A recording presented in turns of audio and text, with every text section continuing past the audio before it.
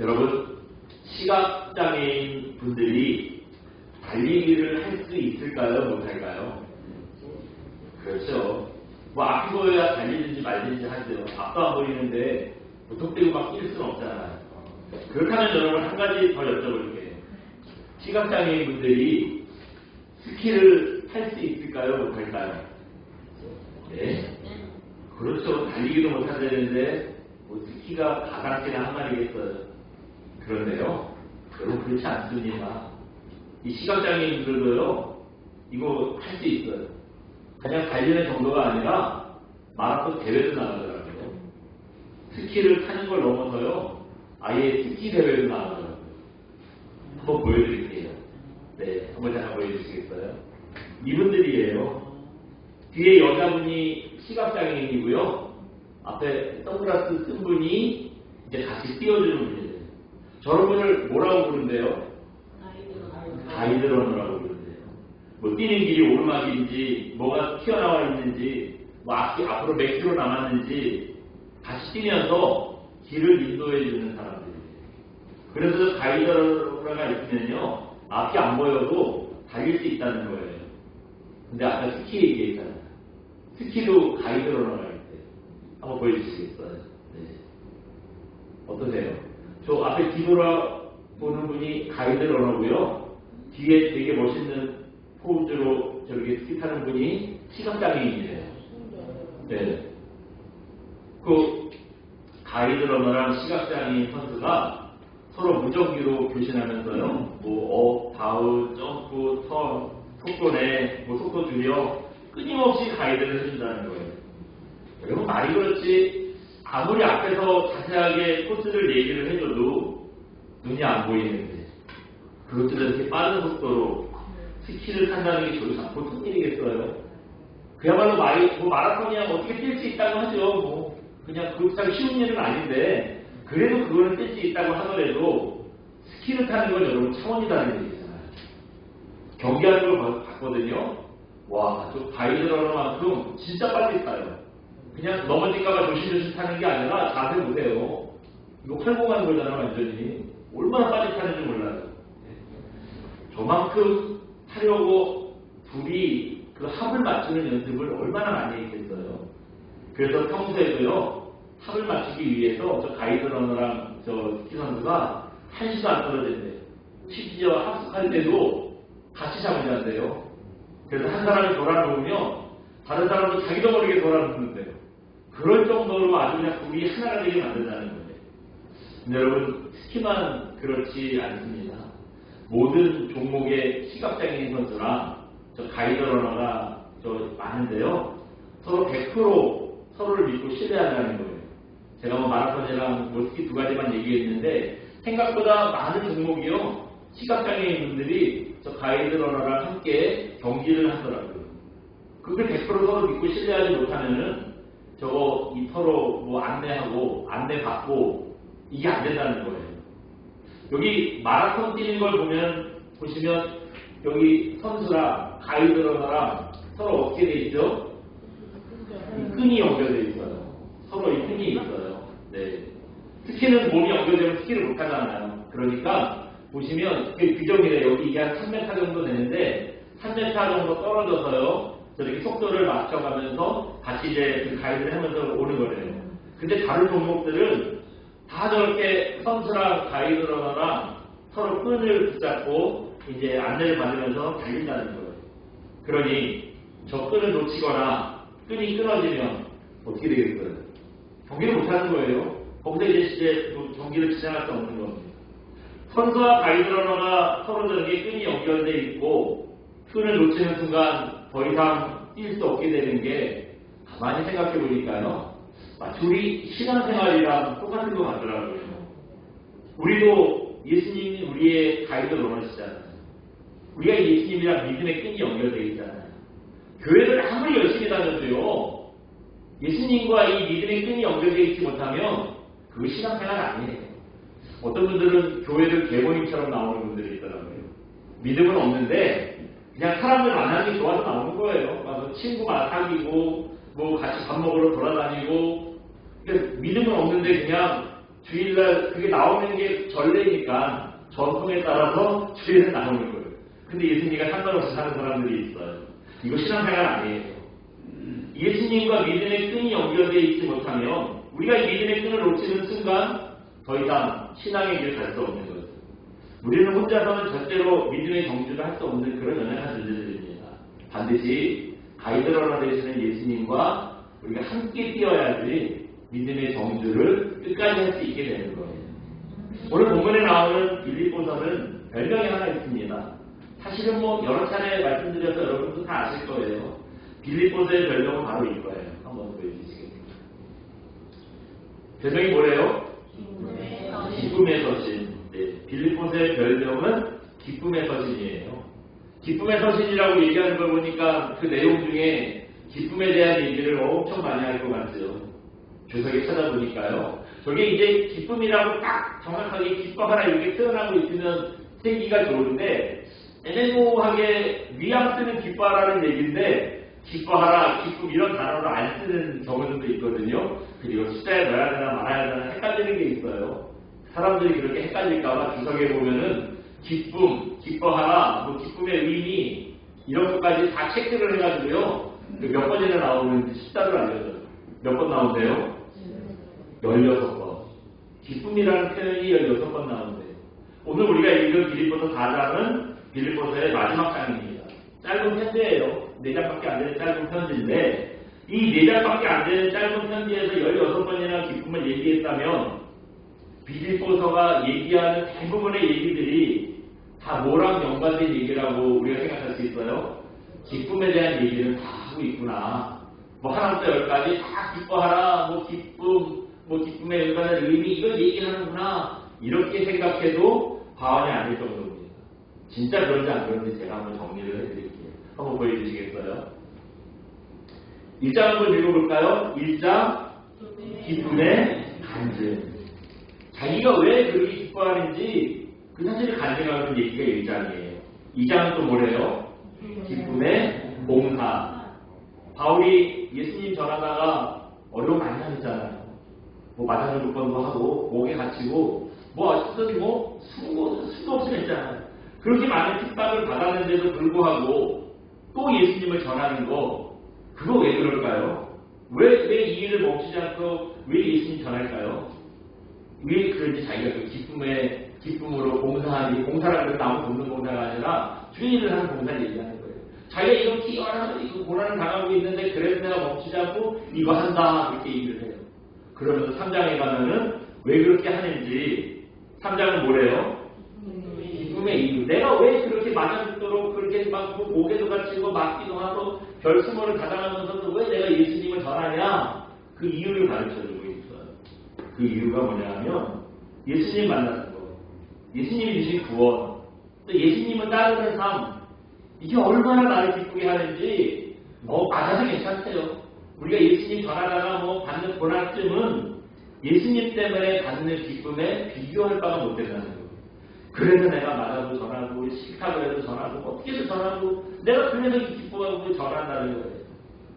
마지막 4장은 뭘 얘기하세요? 기쁨의 여인. 예수님 있고 기쁘다면서요. 그럼 코파에 바람 빠진 놈처럼 맨날 시실거리고 웃고 다니라는 게 아니에요. 기쁘면은요, 예수님을 따르는 삶이 기쁘면은요, 거기에 대한 열매가 나타나요. 삶으로 뭔가가 나와야 돼. 나는 예수님 다르게 믿고 있다고 이 시대 너무 기쁘다고 하면서 사는 거는 엉망이에요. 이거 믿음이 있는 사람일까요? 그거 진짜 예수 믿는 사람이 아니에요.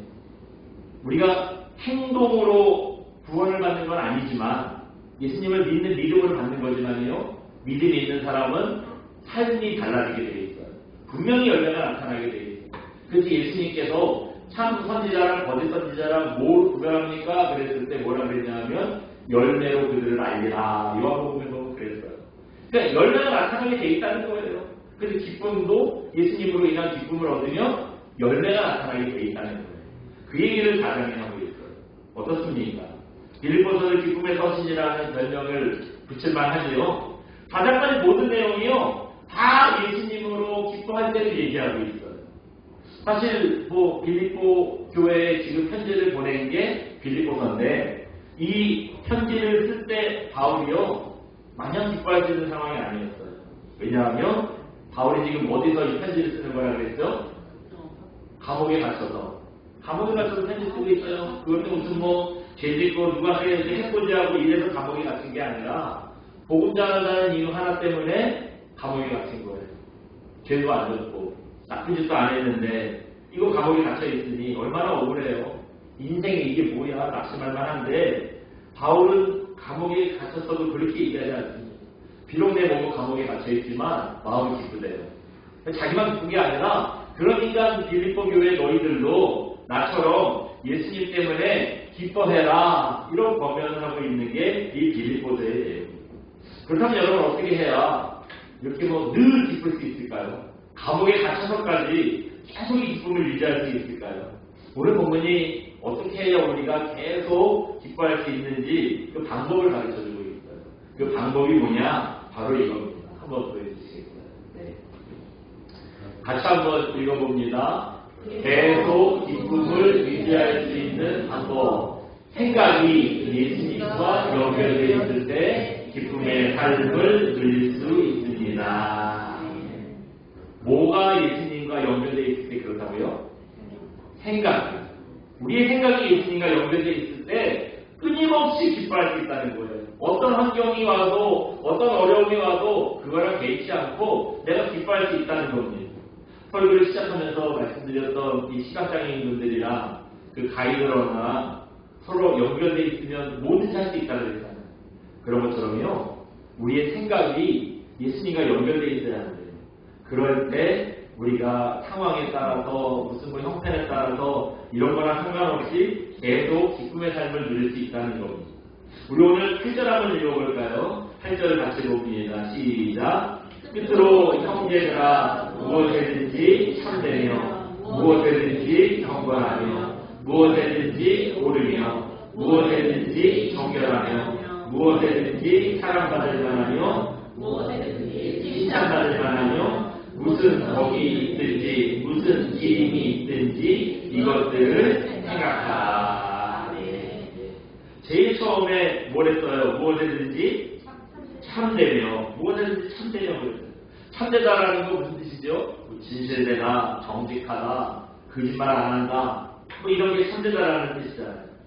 마태복음 22장 16절을 보시면 참되다라는 것에 대해서 이런 표현을 했습니다. 한번 다시 보여주시겠어요? 같이 읽어봅니다.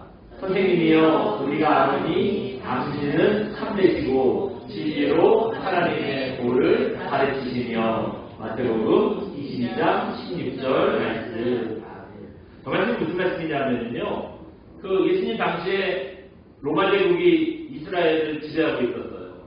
이스라엘 사람들 입장에서는 이거 나라를 뺏긴 로마 제국에 세금까지 내야 되는 거예요. 이게 얼마나 억울해요. 사실은 다른 나라들을 침략할 때에는 그 이유 때문이거든요. 가서 세금 걷고 뺏고 이러려고 그 남의 나라 뺏는 거잖아요. 근데 이게 당하는 입장에서는 얼마나 억울해요. 그래서 사람들이 이스라엘 백성들이요 로마에 어쩔 수 없이 세금은 내는데 낼 때마다 이게 너무 불편하고 억울하고 안 내고 싶고 그런 거예요. 참 골치 아픈 문제죠. 이 문제를 예수님께 질문을 하는 거예요. 그래서 이제 예수님이 어떻게 대답하시느냐에 따라 백성들한테 욕먹을 수도 있고 백성들한테 칭찬 들을 수도 있고 아주 곤란하죠. 곤란한 질문을 해가지고 예수님을 곤란하게 만드는 거예요. 그때 이 바리새인들이 한 얘기예요. 예수님을 빈정거리려고 한 얘기이긴 한데 근데 이 말이요 틀린 말은 아니었어요. 여기 보시면 바리새인들이 예수님에 대해서 뭐라고 얘기했죠? 선생님이요 우리가 아노니 그 다음 뭐래요? 당신은 참되시고 당신은 참되시고 예수님 참되분이시라는 거예요. 사실 바리새인들이 예수님에 대해서 그렇게 생각을 안 했는데 그냥 빈정거리면서 하는 얘기예요. 선생님 당신은 참 참되분인데 예의 당신 참되분이 얘기를 하는 거예요. 네. 그런데 이 말이 틀린 말은 아니었어요. 그렇다면은 여기서 그 바리새인들이 그냥 자기네들 빈정거리려고 한 얘기인데 어쨌든 예수님은 참되분이라는 고백을 하잖아요. 그리고 그 고백이 틀린 고백이 아니잖아요. 그렇다면 오늘 본문 8절에서 무엇이든지 참되며라는 의미를 그 참되신 예수님을 참된 분은 예수님이라고 했으니까 그 무엇이든지 참되려고 하면은 참되다 하면 그 참된 그 상징하는 누구를 생각할 수 있어요? 예수님을 생각할 수 있겠죠. 이 말씀을 그렇게 이해해도 무리가 안 되겠죠. 근데 이 말씀뿐만 아니라 다른 부분도 사실은 다 마찬가지예요. 무엇에든지 경건하며 무엇에든지 오르며 무엇에든지 정결하며 뭐 뚝뚝 얘기가 나오는데 여러분 예수님을 빼고 참될 수 있을까요? 예수님을 빼고 경건할 수 있을까요? 내가 아무리 정확한 판단을 해도 예수님을 빼고 내가 옳은 판단을 할 수 있을까요? 우리가 아무리 거룩하게 산다고 해도 예수님 없이 우리가 정결할 수 있을까요? 여기서 예수를 든 많은 얘기들이 다 마찬가지입니다. 예수님을 빼고요 아무것도 온전하게 될 수 없어요. 다른 말로 얘기하면 8절에서 말하는 모든 것들은 다 예수님과 연결되어 있을 때 가능한 거예요. 모두 여기까지 쭉 읽어보면 뭐 사랑받을 만한 거 거기 있고 기름이 있고 이거 다 예수님과 연결되어 있을 때 가능하다는 얘기입니다. 그리고 그 얘기들을 쭉 하고 난 다음에 마지막에 뭐라 그랬죠? 이것들을 생각하라. 이것들을 생각하라. 이것들을 생각하라. 우리의 생각은 그냥 생각하는 것이 아니라 여러분 머리에 떠오르는 게 생각이잖아요. 여기가 그냥 가만히 멍하게 앉아가지고 이게 생각이 나는 것이 아니라요. 신앙인의 입장에서 보면 우리가 생각하는 것은요. 치열한 영적인 싸움터입니다. 이 전쟁터예요. 그 무슨 전쟁이냐? 마귀가 생각을 집어넣든지 하나님의 생각이 들어가든지 우리 여기서 결정이 되는 거예요. 우리 생각이라는 게 이 씨름입니다. 우리는 별 생각 없이 생각한다고 하는데요. 성령께서 주시는 생각을 받아들이느냐, 마귀가 유혹하는 생각을 받아들이느냐, 내 몸은 가만히 있는데 여기는 정신없어요. 피 터지게 싸우는 싸움터입니다. 바론 유다는 마귀의 생각을 따른 사람일까요? 하나님의 생각을 따른 사람일까요? 네. 우리가 그냥 마귀의 생각을 따를 것이다 생각하는데요. 성경에 그 얘기가 나와있어요. 어디냐 하면 요한복음 13장 2절입니다. 여기 보시면 이런 말씀이 있어요. 한번 보여주시겠어요? 같이 한번 읽어봅니다. 마귀가 벌써 시몬의 아들 바론 유다의 마음에 예수를 살려는 생각을 넣었더라. 요한복음 12장 2절 말씀. 네. 13장 2절? 12장 2절? 뭐가 맞죠? 제가 우리가 잘못 적었네요. 아무튼 마귀가요 예수님을 팔려는 생각을 누구한테 넣었대요? 네, 유다의 마음속에 쏙 집어넣었다는 거예요. 그러니까 바론 유다는 하나님이 주신 생각을 따르는 사람이에요. 마귀가 주는 생각을 따르는 사람이에요. 마귀가 주는 생각대로 살았던 사람입니다. 그러니까 예수님 팔아먹은 거예요. 여러분 우리 생각이 바론 유다를 같으면 안 되잖아요. 아무 의심 없이 마귀가 생각을 주는 대로 그냥 덕덕덕덕 받아 먹어가지고 마귀가 생각 주는 대로 살면 안 되잖아요. 성도는 여러분 어떤 사람들입니까? 예수님이 주시는 생각, 성경이 말씀하는 생각, 믿음이 주는 생각, 이 생각으로 사는 사람들이에요. 그래서 바론 유다처럼 마귀가 주는 생각에 빠져서 여러분 잘못된 생각하면 안 되십니다. 모든 걸 예수님이랑 연결시키셔야 돼요. 예수님처럼 생각하셔야 돼요. 어떤 일에 대해서 이거 예수님이라면 어떻게 하셨을까? 이거 생각하셔야 돼요. 그러니까 모든 일을 판단할 때 잘 모르겠다 하시면은요 예수님은 어떻게 하셨을까? 이거 생각하시는 겁니다. 그래야 바울처럼요 어떤 상황에서도 여러분 더 기뻐할 수 있는 겁니다. 생각이라는 게 참 중요해요. 뭐든지 생각나는 대로 되게 돼 있어요. 물론 생각한다고 다 되는 건 아니에요. 그런데 대부분의 일들이요 생각을 해야 생각한 대로 성취가 되는 겁니다. 한번 잠깐 보여주시겠어요? 여기 혹시 어딘 줄 알았어요? 어딘지 대충 감을 오시는데 확신은 없으시죠? 통영에 있는 외도라고 혹시 아세요? 예. 여태까지 2천만 명이 다녀갔대요. 우리 대한민국 인구가 몇 명이죠? 5천만이라고 그러는데 2천만이 다녀갔대요. 뭐 얼마나 많은 사람들이 갔다 간 거예요? 매년 100만 명씩 관광을 온대요. 여기 가보신 분들 꽤 있을 거예요. 뭐 2천만 명이 갔다 왔는데 뭐 아직까지 못 가신 분들은 2천만 명이 못 끼는 거예요. 빨리 갔다 오세요. 예. 근데 저기 사진에 나온 만큼 저만큼만 정원이 아니죠. 저거는 원래 그 100분의 1도 안 돼요. 섬 전체가 다 정원으로 꾸며져 있잖아요. 그 정원이 얼마나 큰지요. 그 전체 사진이 나온 게 있나 인터넷에 아무리 찾아봐도요. 섬 전체를 찍은 사진은 없더라고요. 아마도 정원이 너무 커서 뭐 전체 섬을 다 찍을 만큼 그럴 수 없기 때문에 그렇지 않았을까. 뭐 드론으로 찍어도 될 텐데 그럼 드론이 올라가서 높은 곳에 찍다 보면 그 정원이 안 나올 거 아니에요. 그냥 섬처럼 나오지. 그래서 아마 못 찍은 게 아닐까 생각은 그래요. 근데 외도가 처음부터 저렇게 멋진 정원으로 꾸며진 섬은 아니었다는 거예요. 그 외도의 원래 모습 한번 보여드릴까요? 한번 보여주시겠어요? 원래는 저랬대요. 지금 저렇게 보니까 그냥 조그만 섬 같죠? 근데 조그만 섬이 아니라 저기가요 지금 산꼭대기예요. 굉장히 높은 산입니다. 생각보다 뭐 가보신 분들 알겠지만 작은 섬은 아니에요. 원래는 저렇게 아무도 살지 않고 아무것도 없는 무의도 외딴 섬입니다. 1973년에 이창호, 최호주 이 부부가요 돼지나 키우겠다는 생각으로 저 섬을 샀대요. 얼마에 샀는지 모르겠는데 섬을 샀어요. 근데 망했대요.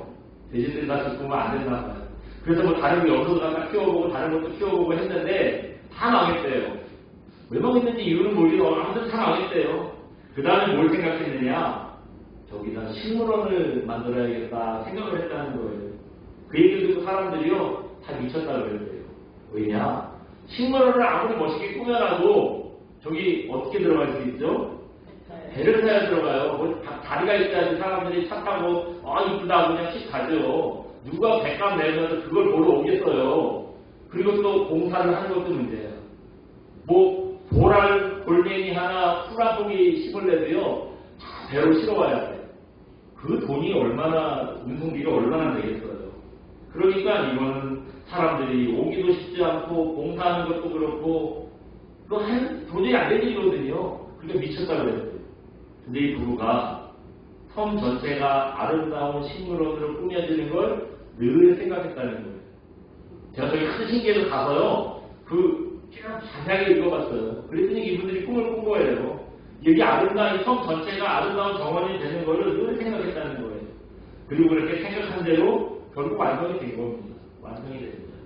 여러분 생각이 이런 거예요. 생각하지 않으면 아무 일도 일어나지 않는데 생각하면요. 생각한 대로 되는 겁니다. 저분들이 기독교인이었나 봐요.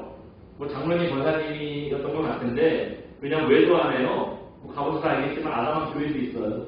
그리고 이렇게 테마로 그 공원들을 많이 꾸며놨잖아요. 근데 그 테마가 다 기독교에 연관된 테마더라고요.